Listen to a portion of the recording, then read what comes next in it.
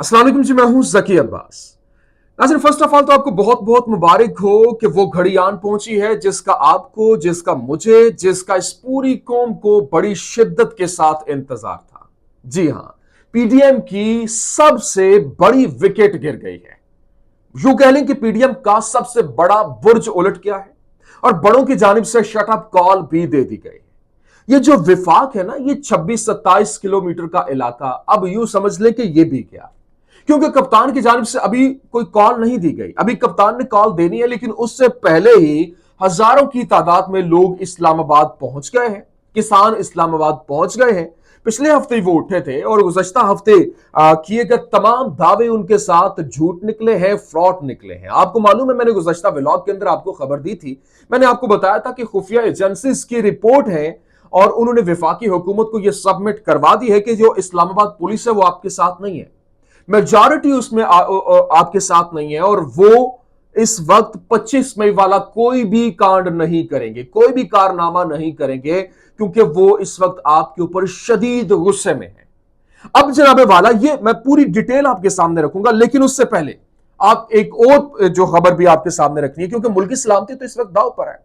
और 17 जुलाई के बाद की मरियम नवाज की एक ऑडियो लीक होने वाली है, और अगर वो ऑडियो लीक होती है तो यूं समझ लें कि ये गवर्नमेंट चंद दिनों की नहीं, चंद घंटों की मेहमान होगी, क्योंकि उसमें मरियम साहिबा की जानिब से पाकिस्तान के सबसे मजबूत इदारे के सरबराह को हिट किया गया है, टारगेट किया गया है।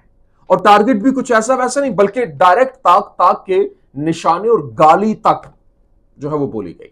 ये तमाम तर डिटेल्स वन बाय वन आपके सामने रखेंगे। मेरी गुजारिश आपसे यह है कि वीडियो को आखिर तक देखिएगा। अच्छा नाज़रीन, अभी सबसे पहले तो मैं आपको बता दूं कि ये जो मैंने आपको कहा कि पीडीएम की सबसे बड़ी विकेट गिर गई है, अब वो शख्सियत जो कि शहबाज शरीफ साहब के लिए एक ढाल बन के खड़ी होती थी, हवा में उड़ते तीर वो अपनी तरफ ले लेती थी, वो कहते थे आप बैठे सुकून करें, हम हैं ना, हम करेंगे। लेकिन जनाबे वाला, अब मियां शहबाज शरीफ साहब की ढाल टूट गई है, और फिर शहबाज शरीफ साहब के हवाले से जिस तरीके से वो उनके साथ, उनको अपने साथ लेकर चल रहे थे, बल्कि उन्होंने ही इनको वजीर आजम बनाया था। मैं जनाब बात कर रहा हूं जरदारी साहब की। साबिक सदर आसिफ अली जरदारी साहब मुल्क छोड़कर जा रहे हैं, और आपको पता है कि ये खुद से कभी भी कोई ऐसा फैसला नहीं लेते। शुरू से आपको पता है, शुरू से ही वो ये बात मानते आ रहे हैं, और उनके जहन में वो बार बार कहते भी आए हैं कि ये बेबी के कातिल हैं और कातिल के साथ नहीं बैठूंगा। और उन्होंने बाकायदा तौर पर कहा भी था कि मैं इनको थका थका कर मारूंगा, और उन्होंने अपना वादा पूरा कर दिया है। वो जनाबे वाला, वो जो ये नवाज लीग 40 साल के अंदर भी इनके साथ वो कुछ नहीं हो सकता था जो जरदारी ने इनके साथ 5 महीने में इनके साथ जो कर दिया है, इनके साथ जो बड़ा हाथ हो गया है, अब दोबारा इनका रिवाइव करना भी मुश्किल हो जाएगा।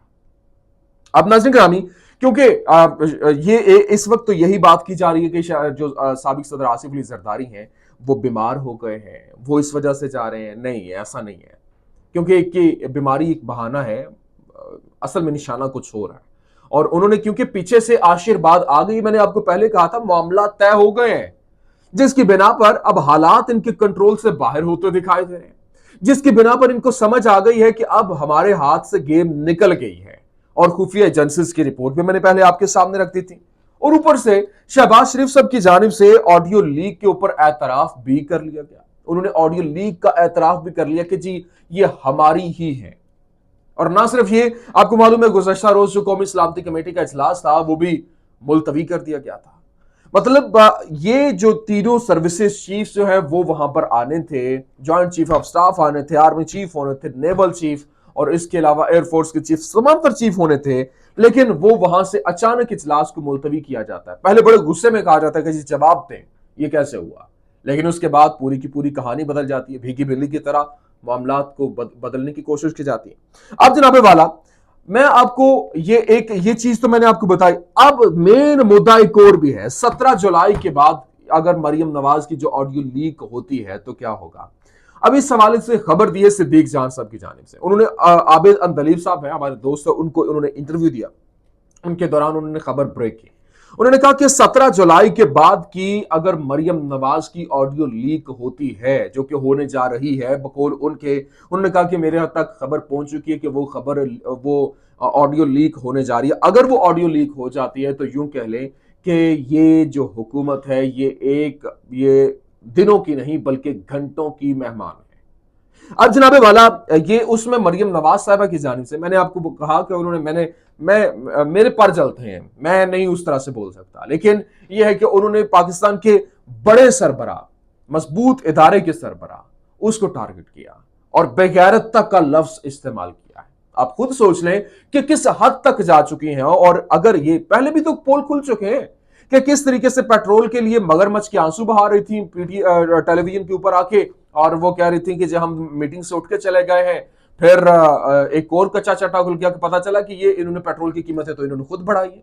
और फिर दूसरी जानिब इन्होंने एक और बात की, अभी अवाम को सेहत इंसाफ कार्ड को लेकर वो सचता रोज ये वीडियो लीक, ऑडियो लीक हुई कि ये तो इंसाफ, ये जो सेहत इंसाफ कार्ड है ये बेसिकली उसके दुश्मन नहीं है, अवाम के दुश्मन है, इमरान खान के दुश्मन नहीं, अवाम के दुश्मन है, जो वहां पर लोगों को एक सहूलत मुयसर है, वो मुफ्त में इलाज करवा रहे हैं, ये वो भी हक उनसे छीनना चाह रहे हैं। अब इनकी जानिब से ये भी एक कट्टा नया खोल दिया गया है। मैंने कहा इनका इनका चेहरा आपके सामने रखना बहुत ज्यादा जरूरी है। मैंने कहा ये भी आपके सामने रख दूं। अच्छा, अब नाज़रीन ग्रामी आपको मैं बता दूं कि कप्तान ने कॉल अभी दी नहीं है और किसान जो है वो हजारों की तादाद में इस्लामाबाद को निकल खड़े हुए हैं। अब ये जीटी रोड से हजारों किसान गुजर खान से रवाना होंगे, दोपहर 2 बजे के लगभग इस्लामाबाद होंगे और जो यूं कह लें कि ये जो इनको गोलियां दी जा रही थी असर जायल करने के लिए, ये पूरे के पूरे सिनेरियो को, लेकिन अब कप्तान, आपको मालूम है कि कप्तान ऐसा लोहार है कि गरम जो वो होता है ना, जब गरम गरम लोहा होता है उसके ऊपर ऐसा ताक का निशाना लगाता है कि अपने टारगेट को अचीव कर लेता है। तो अब जनाब वाला ये सीधी सीधी मतलब यूं कह लें कि कप्तान की कामयाबी का मुंह बोलता सबूत है। कप्तान डायरेक्टली अब कप्तान हिट करेगा और कप्तान ने तो अभी निकलना है और उससे पहले ही उनके मुतालबात मैं आपके सामने रख देता हूं। किसान पहले भी उनको, पिछले हफ्ते भी उनको लॉलीपॉप दिया गया था, लेकिन वो चले गए थे, ताजिर भी आए थे, वो भी चले गए थे, उनको भी गोली करवाई गई थी। लेकिन अब उनके मुतालबात सुन लें।